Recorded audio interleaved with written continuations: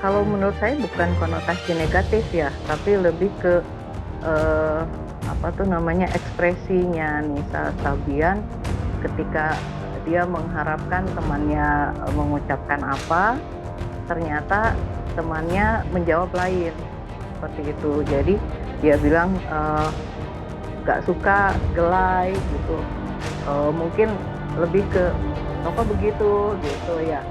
Saya sendiri kurang, tahu ya, kurang tahu pasti. Hanya Nisa Sabian yang paham maksud dia apa, menyatakan, gelai seperti itu. Tapi, menurut saya tidak ada konotasi negatif di situ. Jadi murni hanya ekspresi dia saja. Mungkin semacam, sekarang ini juga ada kata gemai atau gemoy kan untuk, menggantikan kata gemas, seperti itu. Jadi lebih ke ekspresi, eee, pembicaranya, orang yang mengucapkan, ekspresinya itu lebih terungkapkan dengan penggunaan kata-kata seperti itu, gitu. Kalau menurut saya itu, sama seperti bahasa gaul lainnya ya. Jadi, bahasa gaul ini bahasa yang diciptakan oleh, kaum muda biasanya, kaum muda untuk, mengungkapkan sesuatu yang, apa ya, yang mungkin lebih mengekspresikan, perasaannya atau mengekspresikan, yang ada dalam pikirannya, seperti itu. Kalau menurut saya sih seperti itu.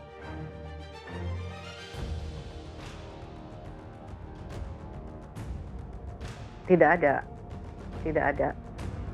Jadi, KBBI tidak menciptakan, kata, ya. KBBI hanya merekam kata yang, ada di masyarakat. Jadi masyarakat yang menciptakan, masyarakat yang, mempopulerkan, biasanya sih memang tokoh masyarakat yang mempopulerkan, lalu digunakan secara luas oleh masyarakat, baru, kami rekam dalam KBBI, seperti itu. Tapi juga tidak semua, kata gaul, kosakata gaul, kami masukkan ke dalam KBBI. Hanya yang betul-betul, populer saja. Karena, kosakata gaul itu cenderung, hilang. Nanti pada, era tertentu dia tidak digunakan lagi. Jadi tidak, semua kata gaul kami masukkan. Ada kata alay.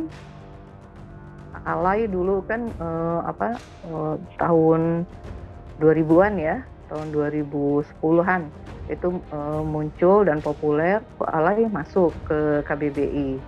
Tapi kata anjay, anjay dari, anjir, itu, tidak. Karena memang kata itu kan, konotasinya masih, negatif menurut kami ya. Karena, anjir itu plesetan dari anjing. Jadi, tidak kami masukkan karena, kurang baguslah itunya, konotasinya.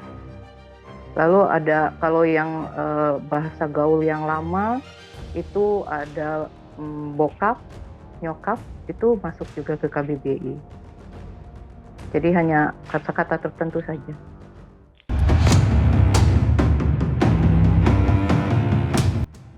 Ya kalau, jijik ke jijai, mungkin ada, penghalusan ya, karena orang kan sudah tahu kata jijik itu, punya konotasi negatif. Ketika kita bilang jijai, itu, semacam, dihaluskan, tidak terlalu, frontal bilang jijik, seperti itu. Walaupun maknanya tetap sama gitu, jijik-jijik juga, tapi ada penghalusan di situ.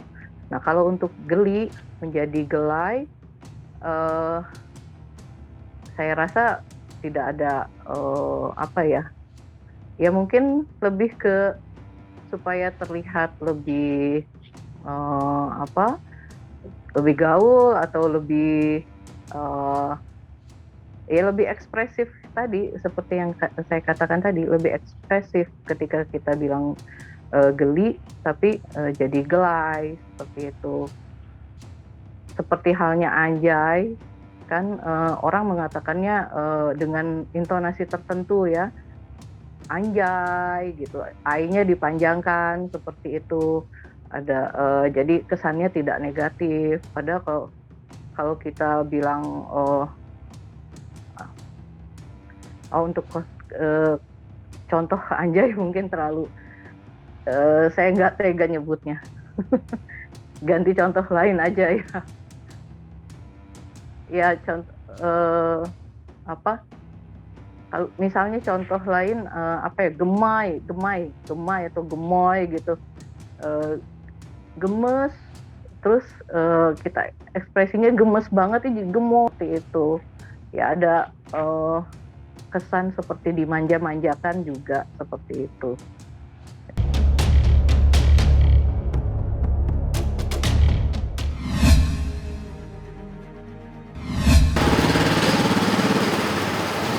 Permisi.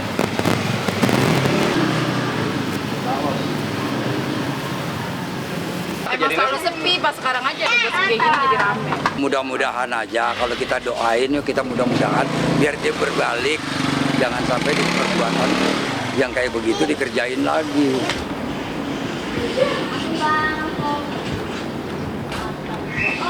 Assalamualaikum.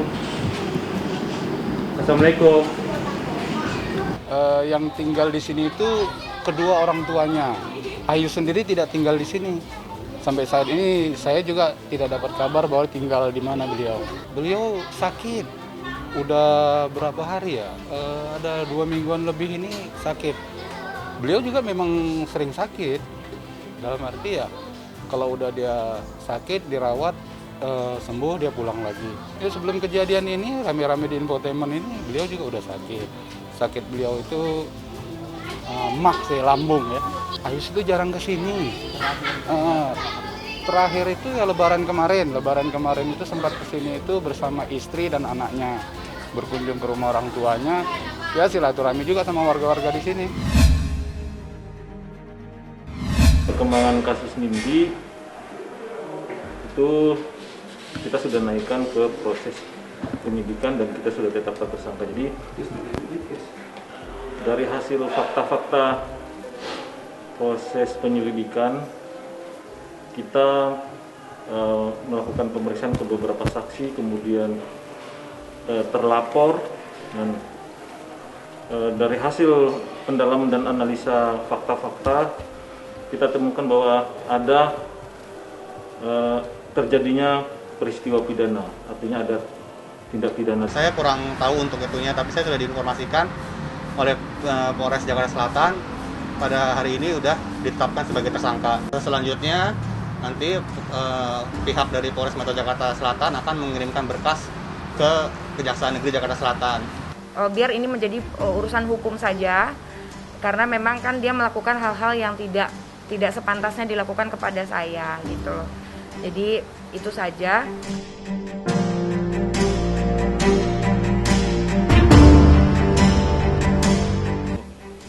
44 KDRT. Ancaman hukumannya 5 tahun. Jadi laporannya penganiayaan sudah selalu dilakukan, penganiayaan itu dari tahun 2020, sepanjang tahun 2020. Namun kan kita tetap mengacu pada laporan terakhir, artinya yang dilaporkan itu terkait dengan penganiayaan yang mana, artinya penganiayaan yang terjadi itu penganiayaan yang terdekat dengan laporan itu, yaitu di bulan September, dan masih ada sudah dimintakan visum di dokter, dan visumnya memang ada lebam-lebam di banyak bagian tubuhnya. Ini ada visum, ada keterangan saksi, keterangan ahli, termasuk keterangan korban itu sendiri. Jadi semua bagian-bagian itu sudah cukup bagi kami untuk menetapkan statusnya menjadi tersangka. Untuk Nindi akan ada pemanggilan lagi untuk melengkapi? Kedepannya pasti ada pemanggilan lagi. Harapannya sendiri ya mungkin saudara Askara bisa segera disidangkan di Pengadilan Negeri Jakarta Selatan.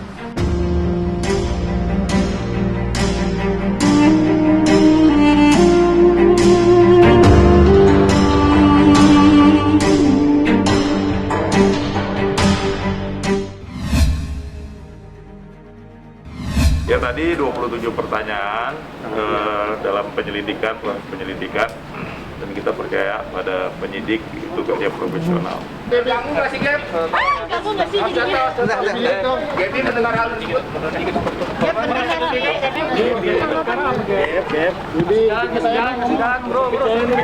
Jalan ya. Maaf, punten ya. Dong, maaf dong, please.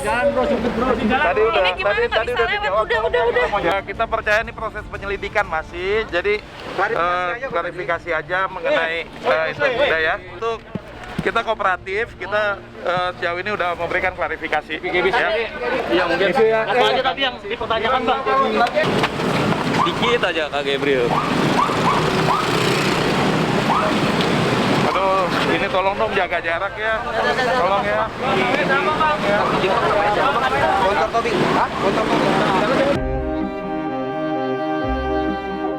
Jadi hari ini kami dari Satreskrim Polres Metro Jakarta Barat sudah melakukan pengambilan keterangan atau interview dari saudari GL terkait dengan adanya laporan dari elemen masyarakat tentang video porno yang beredar luas yang menyerupai dirinya. Saudari GL pada saat pemeriksaan cukup kooperatif, yang bersangkutan juga didampingi kuasa hukumnya. Pada saat proses pengambilan keterangan, penyidik menanyakan 31 pertanyaan yang semuanya dijawab dengan baik, dan prosesnya juga berjalan selama 5 jam. Untuk saat ini kami rasa keterangan cukup untuk saudari GL. Ke depan kami akan mengambil keterangan lagi dari pihak-pihak terkait untuk membuat terang terkait dengan perkara ini. Untuk saat ini saudari GL masih kami periksa sebagai saksi, ya. Jadi ini masih sifatnya interview, ya. Nantinya dari keterangan saudari GL ini dan keterangan saksi-saksi yang kita ambil, nantinya tentu akan kami gelar untuk melihat apakah perkara ini layak untuk naik ke proses sidik. Ada beberapa yang juga disampaikan, tapi karena itu terkait dengan proses penyidikan saya nggak bisa sampaikan, ya. Jadi untuk sementara kami merasa keterangan dari saudari GL cukup, dan kita akan lengkapi keterangan dari pihak-pihak lain yang kami duga terkait dengan hal ini. Kami rasa saudari GL pada saat dimintai keterangan juga yang bersangkutan dalam keadaan sehat jasmani dan rohani, bisa memberikan keterangan dengan seluas-luasnya, ya, dengan sebebas-bebasnya, karena juga saudari GL pada saat dimintai keterangan didampingi oleh kuasa hukumnya.